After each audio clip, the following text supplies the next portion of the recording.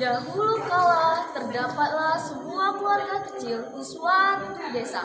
Keluarga tersebut beranggotakan ayah, ibu, dan seorang anak perempuan yang cantik jelita. Anak yang cantik itu bernama Bawang Putih. Ayah dalam keluarga tersebut berprofesi sebagai seorang saudagar. Keluarga mereka begitu harmonis dan bahagia. Pada suatu ketika, ibu Bawang Putih sakit keras dan akhirnya meninggal dunia. Bawang Putih dan ayahnya begitu sedih dengan adanya kejadian tersebut. Ayah, mengapa ini terjadi pada kita? Mak yang sangat saya sayangi kini dah tiada. Tak kisah nak, jangan menangis pada ibu. Sabar nak, ya kehendak Tuhan. Tapi ayah, saya masih perlukan mak. Tenang nak, ayah akan sentiasa bersama awak. Di desa di mana ayah dan Bawang Putih tinggal, ada seorang janda beranak satu yang bernama Bawang Merah. Ibu Bawang Merah kerap kali mengunjungi dan membawakan makanan ke rumah Bawang Putih. Assalamualaikum. Waalaikumsalam warahmatullahi wabarakatuh.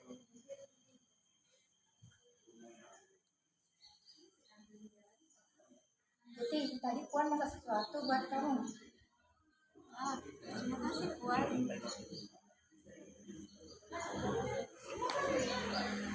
Putih suka tak dengan makanannya? Terima kasih Puan. Makanannya sangat sedap. Yang sangat sedap. Puan pun senang kalau kamu senang. Nah, Bang Putih, ini bunga yang saya petik waktu saya jalan kemari. Wah, terima kasih Bang Merah.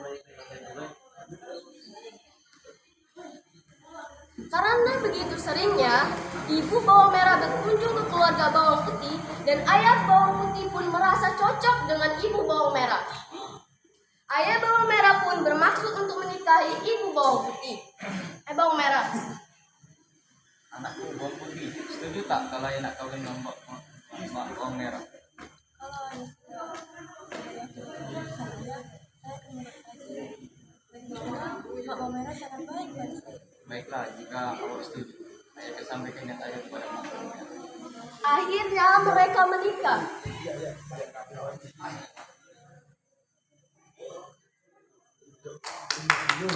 Dan ibu Bawang Merah beserta ayahnya tinggal satu rumah dengan Bawang. Di awal pernikahan, ayah Bawang Putih dan ibu Bawang Merah semua terlihat baik-baik saja.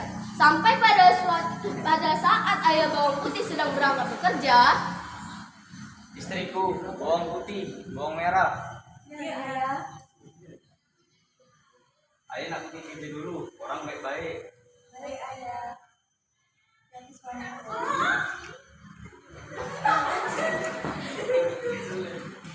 Papa, melok pak.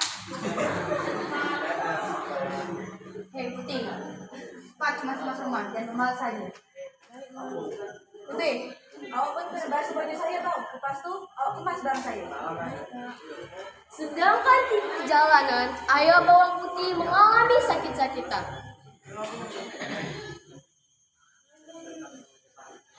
Dan akhirnya meninggal dunia. Tuan, bangun tuan. Tuan. Puan, hamba ucapkan ribuan maaf, tapi hamba nak memohon Puan dan tiang Puan. Apa kau cakap? Pembohong. Ini tak boleh jadi. Ini tak betul kan? Bukan hamba Puan, tapi itu semua benar. Suamiku. Saat ini Bawang Putih menjadi yatim piatu. Semenjak hal tersebut terjadi, ibu Bawang Merah dan anaknya semakin bertindak keterlaluan terhadap anaknya. Bawang Putih sering disuruh melakukan pekerjaan rumah yang sangat berat. Putih, Putih, datang sini. Iya kak. Kenapa ruang tamu ini masih kotor? Pemalas. Cepat kemas bintang saya bersih. Baru saja Bawang Putih membersihkan ruang tamu, terdengar ibunya meneriaki namanya. Putih, Putih, Iya mak. awak ke mana? Saya ke ruang tamu mak. Ada apa? Kenapa baru jawab? Peka ke? Maaf mak, saya lama tadi. Jadi saya tak lihat. Oh, alasan. Cepat cuci baju nih. Baju udah comot, tak kau cuci. Tapi Mak, saya dah selesaikan dulu. Pembangkangnya. Cepat cuci baju itu sekarang. Belum sempurna berdiri, tiba-tiba muncul bawang merah membawa setumpuk baju. Hah, walaupun kena basah baju saya tau. Jangan lama, jangan sampai rusak. Dengan hati yang terluka, bawang putih pergi ke sungai untuk mencuci baju kotor milik saudari dan ibu tirinya. Kenapa bawang merah tak belajar baju sendiri? Suatu ketika, ia mendapati seekor ikan menggelepar-gelepar di atas tanah dekat tepian sungai. Rupanya ikan itu jatuh dari jala pencari ikan tanpa diketahui si penjala. Kasihan bawa ikan.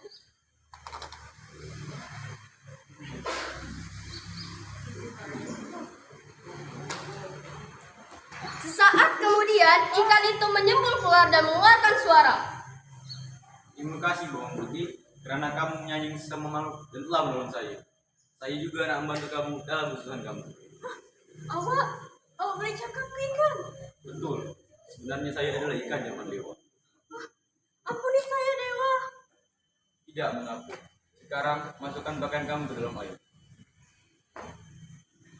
Tiba-tiba, ikan mas mengeluarkan sihirnya. Dalam sekejap mata, cucian kotor itu menjadi bersih. Wah, awak hebat. Cucian yang banyak ini bisa bersih dalam sekali mata. Terima kasih, kan Mas. Saya mesti balik cepat sebelum mereka marah saya. Ya kawan, hati-hatilah di jalan. Sesampainya di rumah, ibu dan kakak tirinya sedang bersantai di depan rumah. Mereka tidak percaya bahwa Putih datang secepat itu. Sangat tahu bakso. Oh, bakso tak bagi saya. Apa ni? Bagi masih comel macam ni awak kata dah bakso? Bawang Putih kembali ke sungai dan mencuci baju bawang merah. Dengan bantuan ikan mas, melihat pekerjaan yang berat dapat diselesaikan dalam waktu yang singkat. Si ibu tiri menjadi curiga. Merah. Apa tu, Mak? Awak terasa syak ke tengok bawang putih pasangan basuh baju? Betul kata Mak. Saya syak, dia dibantu orang lain. Mulai besok, awak kena jaga dia sambil basuh baju. Hah? Kenapa saya? Kenapa tak Mak? Degil. Cepat ikut saja. Ya, Mak. Keesokan harinya, bawang putih berangkat untuk mencuci baju di sungai. Bawang merah mengawasi dari jauh. Bawang putih mulai memanggil ikan mas dengan mengayunkan tangan sebanyak 3 kali. Bawang merah terkejut. Oh, ternyata dia dibantu oleh nenek jahit. Saya mesti beritahu Mak. Bawang merah segera pulang ke rumah untuk melapor kepada ibunya. Mak, kembali cepat. Jahit, ada apa? Saya nampak bawang putih dibantu oleh nenek jahit. Betul ke? Awak tak main-main? Saya serius. Saya nampak di mata kepala saya sendiri. Apa yang perlu kita buat? Saya ada rencana. Esok harinya, pagi-pagi bawang putih disuruh mencari kayu bakar dan air untuk memasak. Sementara bawang merah pergi ke sungai sambil membawa cucian. Di tepi sungai, bawang merah menirukan apa yang kemarin dilakukan oleh bawang putih. Pada saat ikan ajaib itu muncul, dia langsung menjaring dan menangkapnya. Lepaskan saya. Hah? Apa? Lepaskan kau? Kau yang selama ini tolong bawang putih kan? Jangan harap kau boleh buat lagi. Bawang merah bergegas pulang ke rumah. Pak! Saya dah berjaya nak makan ni. Mana? Jom ibu tengok. Wah, besar juga. Mesti sedap kalau kita bakar. Jangan dibakar lah. Apa yang nak kau buat? Mari kita goreng saja supaya lebih sedap. Bagaimana dengan bawang putih? Saya rasa dia pun mesti dapat sebagian dari ikan ini. Bagian apa? Duri Bawang merah tertawa kesenangan sambil membayangkan betapa sedih dan kecewanya si bawang putih kehilangan ikan kesayangannya. Demikianlah, ikan itu mereka bawa ke dapur, disembelih, dikeluarkan kotorannya, lalu digoreng. diwajah dengan minyak kelapa yang panas. Setelah cukup, masa ibu dan anak itu memakannya hingga habis dagingnya. Cepat kau bungkus. Hanya duri dan kepala yang disisakan oleh ibu dan anak yang dengki itu.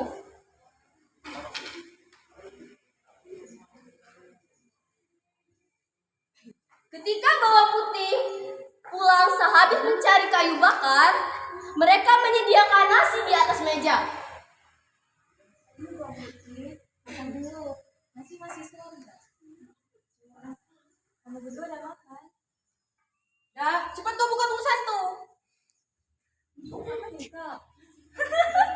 Itu ikan yang udah tolong kau sama nih. Awak udah buru dan makan ikan mas saya. Bagaimana awak boleh pulang? Ibu dan anak itu hanya tertawa-tawa penuh kemenangan. Putih membawa duri ikan itu ke halaman rumah dan menguburnya dengan hati-hati.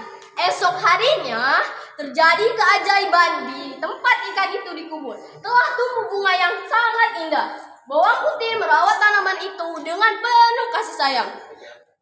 Pada suatu hari, ada pangeran kerajaan disertai pengawal melintas di tempat itu.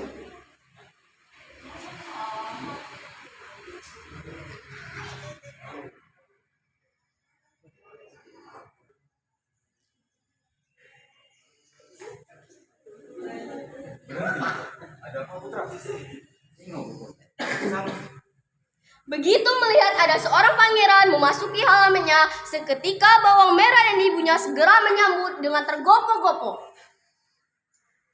Salam putra. Siapa? Mirip pokok yang itu. Hamba putra. Betul ke yang tanah. Betul putra. Tapi pangeran malah menggeleng-gelengkan kepalanya. Melihat ada tamu penting, bawang putih ikut keluar rumah. Ketika sepasang matanya beradu pandang dengan pangeran, jantungnya berdebar-debar kencang. Ia tertunduk malu. Pangeran mendekati gadis itu. Gadis manis. Oh, jadi kamu yang bernama Bawang Putih. Saya telah lama mencari awak. Saya mendapat bisikan dalam renung saya bahwa seorang gadis yang bernama Bawang Putih akan menjadi istri saya. Tapi putra, dia cuma seorang pembantu. Dia. Pangeran memandang bawang merah dengan penuh amarah. Kamu mesti bawang merah. Betul putra. Kau dan ibu kau telah makan ikan jelman dewa. Sekarang tubuh orang akan menurunkan si ikan.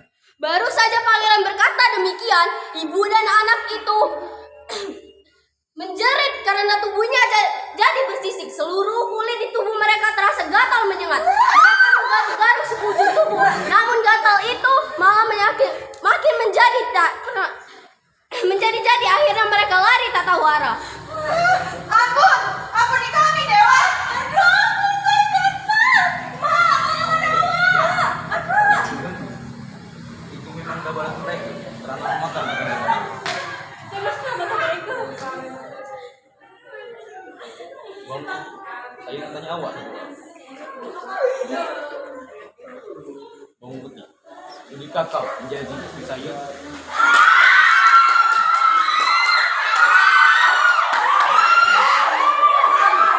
Jawab, cepat bagi guru saja tentangnya. Baik putra. Demikianlah bawang putih yang baik hati dan senantiasa bersabar atas derita itu akhirnya diboyong ke istana menjadi gadis pangeran. Sakit.